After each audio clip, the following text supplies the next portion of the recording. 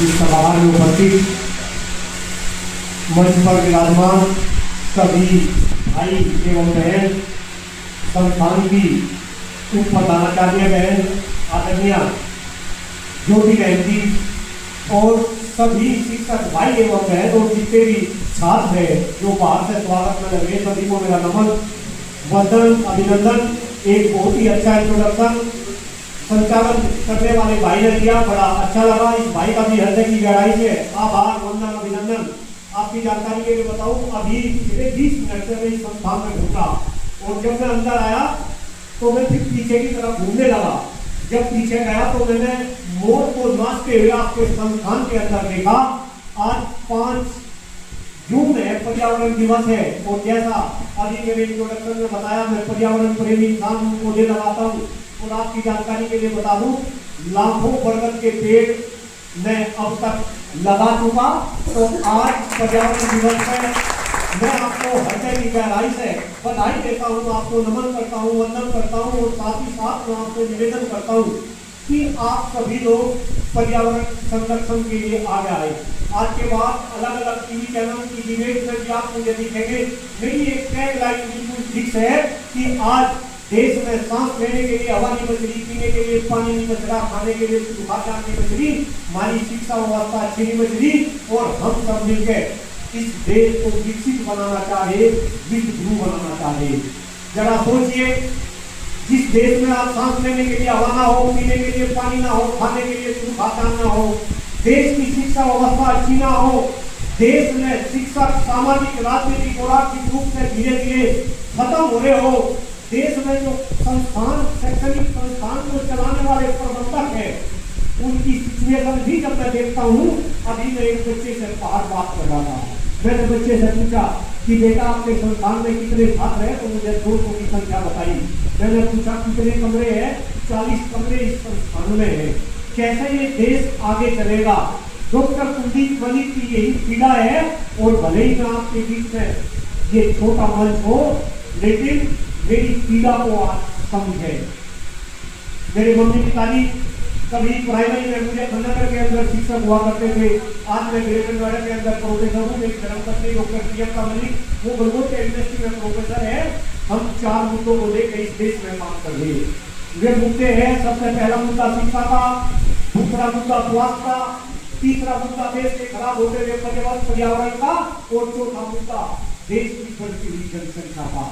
लेकिन जब मैं शिक्षा की बात करता हूँ, जब मैं शिक्षा के अंदर जो हमारे 4 पिलर है, उनमें सबसे पहला शिक्षक, उसके बाद इस शिक्षा व्यवस्था को 80% शिक्षा अब प्राइवेट क्षेत्र में चली गई, दूसरा पिलर प्रबंधक, तीसरा पिलर अभिभावक और चौथा पिलर इसमें हमारे जो है छात्र छात्राएं। जब मैं इन 4 पिलर के बारे में सोचता हूँ तो मुझे लगता है कि आज शिक्षा व्यवस्था के ये 4 पिलर लगभग धराशायी है। और साथियों, देखो नींद कड़वा जरूर होता है लेकिन हितकारी बहुत होता है। मैं आपको बताऊं, पहले गरीब के बच्चे भी इस देश में पढ़ते थे, गरीब के बच्चे भी डॉक्टर बनते थे, इंजीनियर बनते थे, ब्यूरोक्रेट बनते थे। मैं भी गरीब का बच्चा हूँ, मेरे मम्मी पिताजी कभी प्राइवेट में टीचर थे। जब मैं छोटा बच्चा था, मुझे ध्यान है मेरे पिताजी की सैलरी 70 रुपये और मम्मी की सैलरी 70 रुपये मैंने एक चीज देखी है के अंदर। तो हम भी गरीब के बच्चे थे, हम पढ़ लिए, आज पढ़कर हम पूरे देश में पूरे विश्व में गा रहे। लेकिन आने वाले टाइम में हिंदुस्तान के अंदर गरीब के बच्चे कैसे पढ़ेंगे, हमें इस पर भी ध्यान देना पड़ेगा। मैं खुद अपना एग्जाम्पल देता हूँ, मेरा बच्चा ट्रेनिंग यूनिवर्सिटी में पढ़ रहा है, के अंदर बीटेक कर रहा। 6 लाख रुपये बच्चे की फीस है। 6 लाख रुपये का मतलब है 50,000 रुपये की ना हफ्ते हुए। तो भाई गरीब के बच्चों को भी अधिकार है कि बच्चे इस देश में प्रतिभा के दम पर आगे बढ़े। तो मैं आज इस मंच से फिलहाल जो ये सम्मान समारोह है, जिन शिक्षक भाइयों और बहनों को यहाँ सम्मानित किया जाएगा, उनको मैं हृदय की गहराई से उनको बधाई देता हूँ, उनको वंदन करता हूँ और साथ ही साथ आपको बताना चाहता हूँ कि आप एक ऐसे प्रोफेशन में हैं कि आप इस पूरी दुनिया को अपने बलबूते के ऊपर चेंज कर सकते हैं। लेकिन सबसे पहले हमें अपने आप को सुधारना पड़ेगा, खुद भी हमें सशक्त होना पड़ेगा, हमें सामाजिक रूप से, आर्थिक रूप से, राजनीतिक रूप से हमें सशक्त होना पड़ेगा। मुझे ध्यान है वो बचपन के दिन जब मैं पिताजी की उंगली पकड़ के चलता था गाँव में जाती निकल के मास्टर जी नमस्ते एक टीचर का इतना सम्मान था। आज क्या सिचुएशन है भाई, हमें ये सारी बातें सोचनी पड़ेगी। दूसरी बात, एक प्रबंधक भाइयों के लिए जो ऐसे शैक्षणिक संस्थान चला रहे उनका भी मैं हृदय की गहराई से नमन कर रहा और साथ ही साथ मैं उनको ये बात अलग अलग मंचों से बता रहा कि शिक्षा देना, स्वास्थ्य देना, सुरक्षा देना, ये 3 काम सरकार के हैं। शिक्षा, चिकित्सा और स्वास्थ्य ये सरकार के काम है।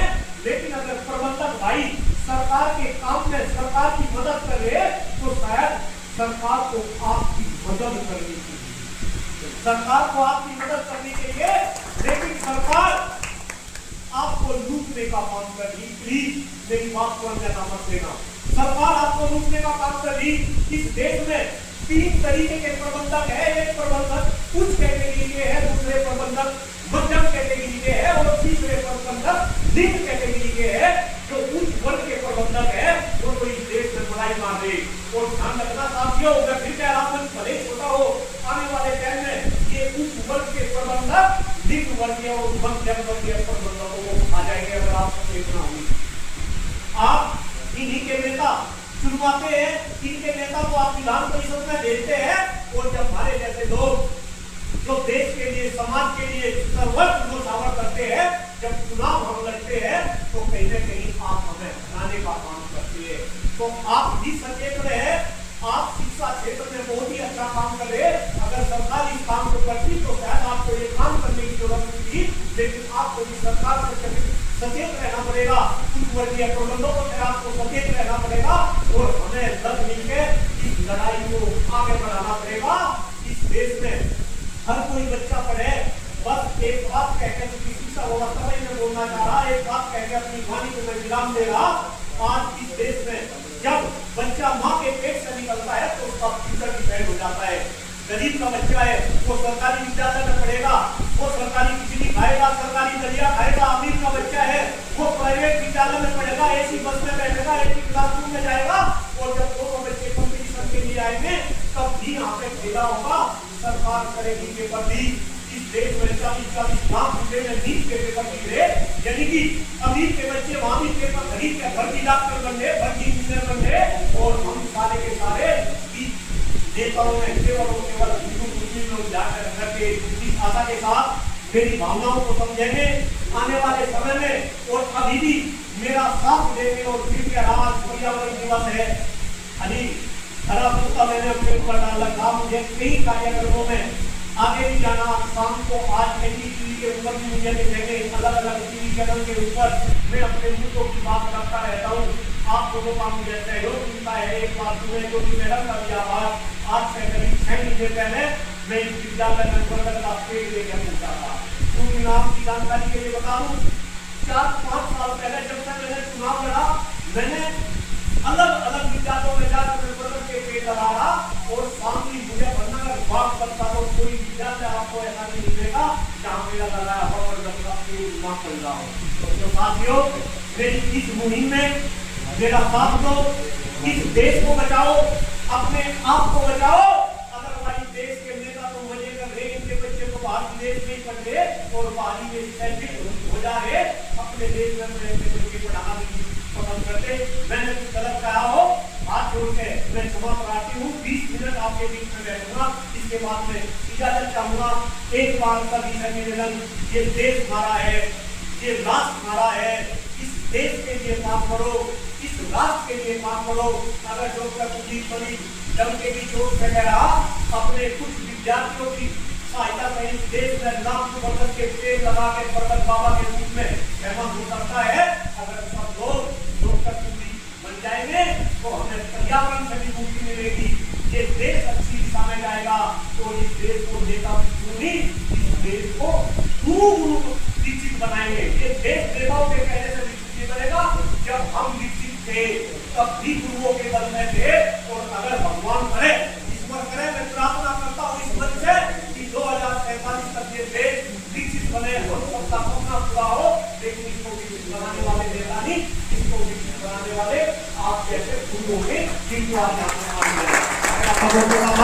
बहुत बहुत धन्यवाद। जय हिंद, जय भारत, भारत माता की, भारत माता की। एक बार मेरे साथ नारा लगाएंगे, हम सबने ये खाना है पर्यावरण को बचाना है, हम सबने ये खाना है। मेरी आवाज में कितनी ताकत है, मुझे जोर से बोलेंगे, हम सबने ये खाना है, हम सबने ये खाना है, हम सबने ये खाना है। धन्यवाद। जय हिंद, जय भारत।